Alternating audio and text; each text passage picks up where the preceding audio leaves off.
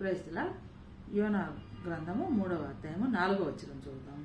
యోనా ఆ పట్టణంలో ఒక దిన ప్రయాణమంత దూరం సంచరించుచు ఇక 40 దినములకు నినివే పట్టణము నాశనమగునని ప్రకటన చేయగా, నినివే పట్టణం వారు దేవుని యందు విశ్వాసం ఉంచి ఉపవాస దినము చాటించి ఘనులేమి అల్పులేమి అందరినూ గోనుపట్ట కట్టుకొనిరి.